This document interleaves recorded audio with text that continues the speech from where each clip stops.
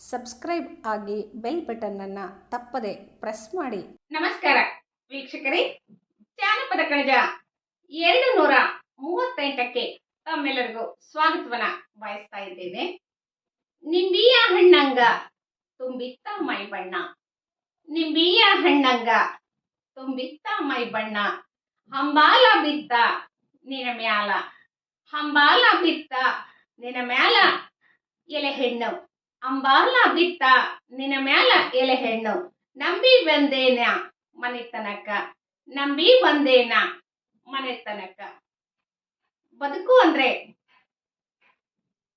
ಪ್ರೀತಿ, ಪ್ರೇಮ, ಪ್ರಣಯ, ರಸ ನಿಮಿಷಗಳ ಬಣ್ಣ ಬಣ್ಣದ ಚಿತ್ತಾರ, ಅಲ್ಲಿ ಸರಸ ವಿರಸಗಳು, ನೋವು ನಲಿವುಗಳು ಎಲ್ಲವೂ ಮೇಳೈಸ್ಕೊಂಡಿರುವಂತಹದ್ದು. ಅಂತಹ ಬದುಕಿನ ಒಲವಿನ ಆ ಬಣ್ಣದ ಚಿತ್ತಾರವನ್ನ ನಮ್ಮ ಜಾನಪದ ತ್ರಿಪದಿಗಳು ಬಹಳ ಸುಂದರವಾಗಿ ಕಟ್ಕೊಡ್ತಾ ಇದ್ದಾವೆ. ನಿಂಬಿಯ ಹಣ್ಣಂಗ ತುಂಬಿತ್ತ ಮೈ ಬಣ್ಣ. ಅಲ್ಲಿ ಒಬ್ಬ ಯುವತಿಗೆ ಹೇಳ್ತಕ್ಕಂತಹ ಪ್ರಸಂಗ, ಹಂಬಾಲ ಬಿತ್ತ ನಿನ ಮ್ಯಾಲ, ಹಂಬಾಲ ಬಿತ್ತ ನಿನ ಮ್ಯಾಲ ಎಲೆ ಹೆಣ್ಣು, ನಂಬಿ ಬಂದೇನ ಮನೆತನಕ. ಆ ಬೇಡುವಿಕೆ ಏನಿದೆಯಲ್ಲ, ಆ ಆಪ್ಯಾಯಮಾನತೆಯಿಂದ ಬಹಳ ಮೃದುವಾಗಿ ಒಂದು ರೀತಿಯ ಇನ್ನೇನು ಹೆಚ್ಚಿಗೆ ಹೇಳಲಿಕ್ಕೆ ಅಸಾಧ್ಯ ಅನ್ನುವ ಮಟ್ಟದಲ್ಲಿ ಆ ಒಂದು ಬೇಡಿಕೆ ಇದೆಯಲ್ಲ, ಅದು ಮಾತಿನ ಮೂಲಕ ಹಿಡಿದಿರ್ತಕ್ಕಂಥದ್ದು ನಮ್ಮ ಜಾನಪದರ ಒಂದು ಚಾಕಚಕ್ಯತೆಗೆ ಬಹಳ ಉತ್ತಮ ನಿದರ್ಶನವಾದ ತ್ರಿಪದಿಗಳು ಅಂತ ಹೇಳಿ ಬಯಸ್ತೇನೆ. ಕಾಡಿಗೆ ಕಣ್ಣಿನ ಕೂಡಿ ದುಬ್ಬಿನ ಹೆಣ್ಣು, ಕಾಡಿಗೆ ಕಣ್ಣಿನ ಕೂಡಿ ದುಬ್ಬಿನ ಹೆಣ್ಣು, ಬೇಡ್ಯಾವ ನಿನ್ನ ನನ್ನ ಜೀವ, ಬೇಡ್ಯಾವ ನಿನ್ನ ನನ್ನ ಜೀವ, ನಿನ್ನ ನೋಡಿ ಓಡಿ ಬಂದೇನಿ ಕೊಡುದಕ್ಕ, ಓಡಿ ಬಂದೀನಿ ಕೊಡುದಕ್ಕ.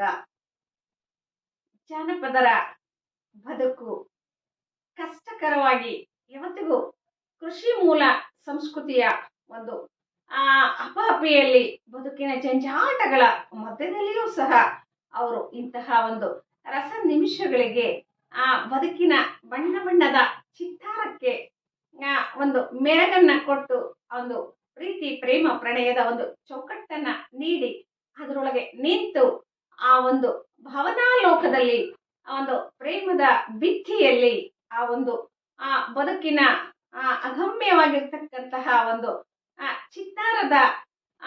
ಚಿತ್ತಾರದ ಚೆಲುವಿಕೆಯ ಒಂದು ಮೋಡಿಯನ್ನ ಮಾಡಿ ಇಂತಹ ತ್ರಿಪದಿಗಳ ಮೂಲಕ ಅದನ್ನ ಭದ್ರವಾಗಿ ಇವತ್ತಿನ ಯುವ ಪೀಳಿಗೆಗೆ ಪರಿಚಯಿಸುವ ಒಂದು ನಿಟ್ಟಿನಲ್ಲಿ ಈ ತ್ರಿಪದಿಗಳನ್ನ ಕಟ್ಟಿಕೊಟ್ಟಿರ್ತಕ್ಕಂತಹ ಜನಪದರ ಜಾಣ್ಮೆಯನ್ನ ನಾವು ನೋಡ್ಬೇಕಾಗ್ತದ. ಕಾಡಿಗೆ ಕಣ್ಣಿನ ಕೂಡಿ ದುಬ್ಬಿನ ಹೆಣ್ಣು, ಅಲ್ಲಿ ವರ್ಣನೆಗಳು ಯಾವ ಕೈವಗೂ ಸಹ ಮಿಗಿಲಾದ ವರ್ಣನೆಗಳನ್ನ ಇಂತಹ ತ್ರಿಪದಿಗಳು ಹೇಳ್ತವೆ. ಬೇಡ್ಯಾವ ನಿನ್ನ ನನ್ನ ಜೀವ, ಬೇಡ್ಯಾವ ನಿನ್ನ ನನ್ನ ಜೀವ, ನಿನ್ನ ನೋಡಿ ಓಡಿ ಬಂದೀನ ಕೊಡೋದಕ್ಕ, ಓಡಿ ಬಂದೀನ ಕೊಡೋದಕ್ಕ.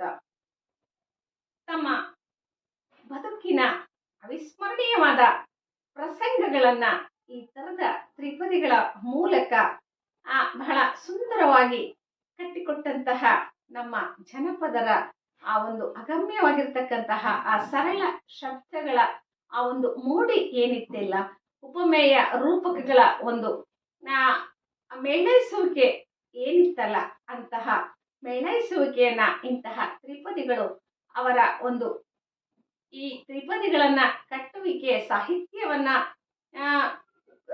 ಕೃಷಿಯ ಜೊತೆಗೆ ಅವಿರತ ಶ್ರಮದ ಜೊತೆಗೆ ಪಾಲಿಸಿಕೊಂಡು ಪೋಷಿಸಿಕೊಂಡು ಇಂತಹ ಸಾಹಿತ್ಯವನ್ನ ಇವತ್ತಿಗೂ ಸಹ ನಮಗೆ ಚಿರ ನೂತನವಾಗಿ, ನಿತ್ಯ ವಸಂತವಾಗಿ, ಪ್ರತಿದಿನ ಅದನ್ನ ಕೇಳಿದ್ರೂ ಸಹ ಒಂದೊಂದು ರೀತಿಯ ಹೊಳ ಸುಳಿವುಗಳನ್ನ, ಹೊಸ ಹೊಸ ವಿಚಾರಗಳನ್ನ ಹೊರ ಜಗತ್ತಿಗೆ ನೀಡ್ತಕ್ಕಂತಹ ಅಗಮ್ಯವಾಗಿರ್ತಕ್ಕಂತಹ ಚೈತನ್ಯ ಸ್ವರೂಪಿಯಾಗಿರ್ತಕ್ಕಂತಹ ಇಂತಹ ಪ್ರಣಯದ ತ್ರಿಪದಿಗಳು ಇವತ್ತಿನ ನವ ಯುವಕರನ್ನ ಆಕರ್ಷಿಸದೆ ಇರ್ಲಿಕ್ಕೆ ಸಾಧ್ಯ ಇಲ್ಲ ಅಂತ ಹೇಳಿ ನನಗೆ ಅನಿಸ್ತದೆ.